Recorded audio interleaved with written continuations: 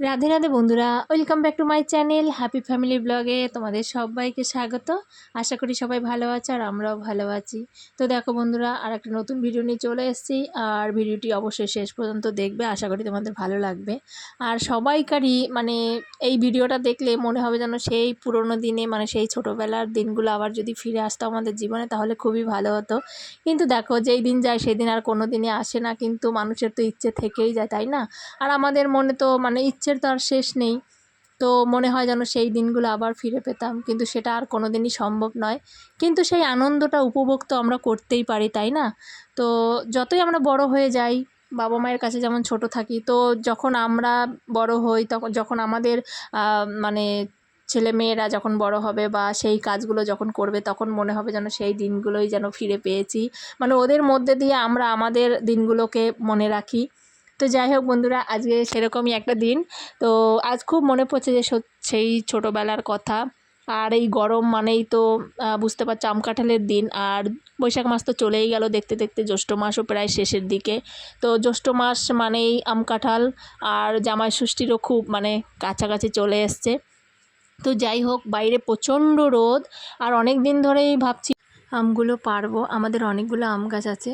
তো মা, আমি যেহেতু আসবো সেই কারণে মা ওই আম গাছের আমগুলো পারেনি, রেখে দিয়েছে যে তুই আসবি, তারপরে আমগুলো পাড়া হবে।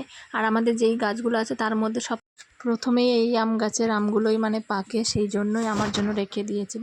তো আসার পর অনেক দিন ধরেই ভাবছিলাম আমগুলো পারবো। তো আজকাল করে করে একদমই হয়ে ওঠেনি।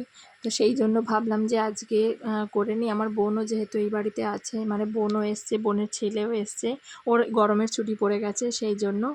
তো যাই হোক, আর এখন তোমাদের দাদা ভাইও আছে, মাঝে মাঝেই আসবে। তো আমগুলো পারলে ঘরে রেখে অনেক দিন রেখে খাওয়া যাবে, সেই জন্য। তো মা বললো ঠিক আছে চল পারবো, আর সবাই মিলে তো খুব মজাও হবে, সেই জন্য। তো লগা ঠগা সব নিয়ে আম পাড়তে যাব। আর আম পাড়তে পাড়তে একটা অনেক বড় বিপদও হয়ে গেছে। তো চলো তোমাদের বলছি। তো যাই হোক বন্ধুরা, আর সেই ছোটোবেলার দিনগুলো খুব মনে পড়ে। আমি খুব গাছে উঠতে খুব ভালোবাসতাম। আর এই আমের সময় বিশেষ করে আমি তো সারাদিন আম গাছেই বসে থাকতাম, আর নুন লঙ্কা নিয়ে ওপরে আম গাছে উঠতাম। কাঁচা কাঁচা আমগুলো পেড়ে ওখানে বসেই গাছে বসেই খেয়ে দিয়ে তারপরে নিচে নামতাম। আর মা খুব বকতো যে এত গাছে উঠছিস, গাছ থেকে পড়ে পড়ে গেলে কখনো হাত পা ভেঙে যাবে, তো অসুবিধা হয়ে যাবে ভবিষ্যতে। তা আমি বললাম ঠিক আছে, কোনো ব্যাপার না, কোনো কিছু হবে না। আর আমার গাছে উঠতে খুবই ভালো লাগে। তো চলো বন্ধুরা, দেখাই তোমাদের আমগুলো পারবো। আর দেখো, এই যে যে আম গাছটা দেখতে পাচ্ছ, এই আম গাছটাই। আর ফুলগুলো দেখো কত সুন্দর লাগছে সকালবেলা। তো একদম হাওয়া দিচ্ছে, হাওয়া বইছে, তো প্রচণ্ড ভালো লাগছে দেখো। আর ফুল সবসময় গাছেই ভালো লাগে। তো যাই হোক, আর এই সেই আম গাছ। তো দেখো, একটাও আম কিন্তু দেখা যাচ্ছে না। তোমরা দেখতে পাচ্ছ কি? দেখতে পাচ্ছ না, একটাও আম দেখা যাচ্ছে না, কিন্তু প্রচুর আম গাছে। সেটা পাড়ার পরে মনে হলো। তো যাই হোক, তো বোনের ছেলেটা বাড়িতে নেই, কে গাছে উঠবে, সেই জন্য ওকে ডাকতে গেল বোন। তারপর চলে এলো। আর মা দেখো এই যে লগা দিয়ে আম পাড়ছে, দেখো তোমরা দেখতে পাচ্ছ, ওই দেখো ওপরে আম। আর সব আমগুলো ওপরে হয়েছে, এবারে একদম নিচের দিকে কোনো আম হয়নি। যেহেতু নিচের দিকে একটা ডাল ছিল, সেই ডালটা মা কেটে দিয়েছে। তো সেই জন্য সেই ডালটা নেই বলে এবারে নিচের দিকে আম হয়নি, সব আম উপরের দিকে হয়েছে। তো মা ভেবেছিল হয়তো 10-12টা মতো আম হবে গাছে, সেইটাই বলছিল যে বেশি আম হয়নি এবারে। কিন্তু যাই হয়েছে, একটা একটা করে সবাই মিলে খেয়ে নেবো, যেহেতু গাছের ফল তো সেটা ভালোই লাগবে। আর আমাদের ঘরের পেছনে অনেক বড় আম বাগান আছে, তো ওখান থেকে তো আমরা আম পেড়ে খাই।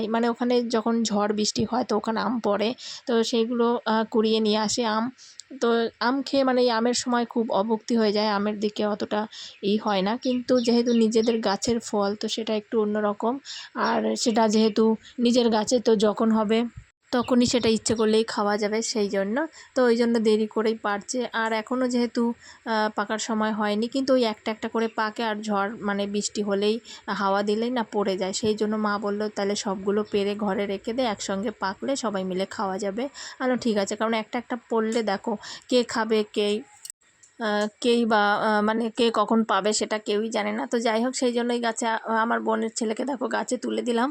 আর মা এদিকে নিচ থেকে মানে লগা দিয়ে যে যতটা পারা যায় ততটা পারছে। আর আমার গপু তো দেখো কি আনন্দ, মানে ও আছে বলেই বিশেষ করে আমার মা বলছে যে তোর ছেলে অনেক আনন্দ করতে পারবে, সেই জন্য আমগুলো ওর সামনেই পারবো, তো তুই আসবি তখনই পারা হবে। তো সেই জন্যই দেখো আমার বাবুকে নিয়ে আমগুলো পারছে। আর ও তো দেখো আম যেটা নিচে পড়ছে সেইটাই ও তুলে তুলে গামলার মধ্যে রাখছে। আর ওর খুব ভালো লাগছে, মজা পাচ্ছে খুব, যেহেতু ছোট মানুষ তো এই আনন্দটা কোথায় পাবে বলো। তো মা আর আমার বাবু মিলে দুজনে মিলে দেখো আমগুলো পারছে।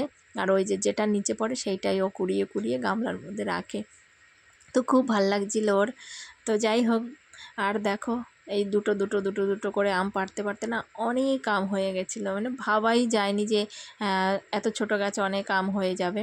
এর আগের বারে না একদমই আম হয়নি, অল্পই হয়েছিল। তার আগের বারে প্রথম বছর যেদিন মানে এই আম গাছে যখন প্রথম বছর আম হয়েছিল তখন অনেক আম হয়েছিল। আর মাঝে বলে না এক বছর হয় এক বছর হয় না, ফলন সবসময় তো একরকম হয় না। তো সেই জন্যই তো দেখো মা তো একটা একটা করে পারছে, তো সবাই মিলেই একটু একটু করে পেরেছে, আমিও দুটো পেরেছিলাম লাস্টে। তো এই দিনগুলো এলেই মানে খুব সেই ছোটোবেলার দিনগুলো খুব মনে পড়ে। আগে তো গাছ উঠতে খুব ভালোবাসতাম, এখন তো বড় হয়ে গেছে। তো আমি এইবারও বলেছিলাম যে আমি গাছে উঠবো, মা বলছে না গাছ থেকে এখন বড় হয়েছো, বিয়ে হয়ে গেছে, এখন গাছ থেকে পড়ে পড়ে গেলে হাত পা ভেঙে গেলে অসুবিধা হয়ে যাবে। তো দেখো অনেক আম হয়ে গেছে, মানে সেই বড় গামলার এক গামলা আম হয়েছে, মানে ভাবাই যায় না যে এত আম দেখাই যায়নি। তো মা বললো যে কোথায় ছিল এত আম, ভাবতেই পারিনি যে এত আম হবে গাছে। তো ওপর থেকে মানে বাইরে থেকে দেখলে মনে হচ্ছিলো যে ওই 10-12টা মতো আম হবে। আর তারপরে আর সব আমগুলো না একদম গাছের ওপরে হয়েছিল আর পাতার মধ্যে ছিল, আমগুলো দেখা যায়নি, সেই জন্য গাছে উঠে ও দেখে দেখে আমগুলো ছিঁড়েছে। আর এই আম ছিঁড়তে গিয়ে বিপদ হয়েছে, যেটা বলছিলাম সেটা হলো আমার বোনের ছেলেটা যখন আমগুলো পাড়ছিল না, তো ওর মুখের মধ্যে আমের কষগুলো না গিয়ে গিয়ে পুরো আমের আঠায় সারা মুখে পুরো ঘায়ে ভর্তি হয়ে গেছে।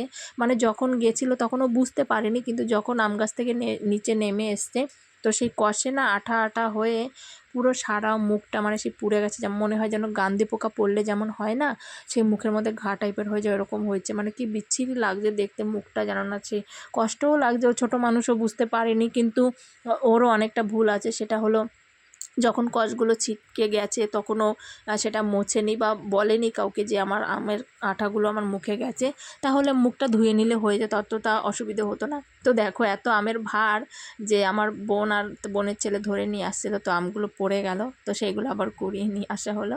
তো দেখো এখন ঘরে নিয়ে রাখবে। আর এই আমগুলো এখন যেহেতু প্রচণ্ড গরম, তো এমনি গরমে পেকে যাবে ঘরে রাখলে, আর একটু একটু করে সবাই মিলে খাওয়া যাবে। সেই জন্য আর দেখো ঘেমে ছেমে কী হয়েছে, গাছে উঠেছিল। আর এইটা হলো আমাদের ঘরের সামনের এই আম গাছটা, তো এই আম গাছের আমগুলো অনেক বড় বড় হয়েছে, মানে একটা আম একজনে খেলে পুরো পেট ভরে যাবে, অনেক আম। আর এই গাছে এই প্রথম বছর মানে এটা প্রথম ফল এই গাছের, তো এই প্রথমবারই এই আমগুলো হলো। তো খুব বড় বড় আম হয়েছে, আর খুব একটা আম হয়নি, কিন্তু যতটা হয়েছে মানে ভালো। তো দেখো সবাই মিলে যে বসে আছে, আর ওই যে আমার মামার ছেলে মায়ের কোলে। আর গ্রামের পরিবেশ তো জানোই কতটা সুন্দর লাগছে।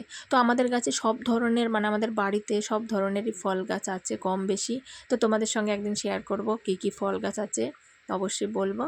আর কাঁঠাল গাছও প্রচুর কাঁঠাল হয়েছে, সেটাও তোমাদের দেখাবো। আর এবছর একদমই এঁচড় খাওয়া হয়নি, আমি আসার পরে না একদিন মাত্র এঁচড় রান্না হয়েছে। তো মাকে বললাম যে আর একদিন এঁচড় করবে, তো যেদিন এঁচড় করবো সেদিন তোমাদের সঙ্গে শেয়ার করবো। তো যাই হোক বন্ধুরা দেখো, আর চারিদিকে আর এই কাঁঠাল গাছটা না একদমই মানে যেহেতু রোদটা কম পায় মানে ছায়াটা বেশি, সেই জন্য আম গাছে এই কাঁঠাল গাছটায় একদমই কাঁঠাল হয়নি এখনও পর্যন্ত।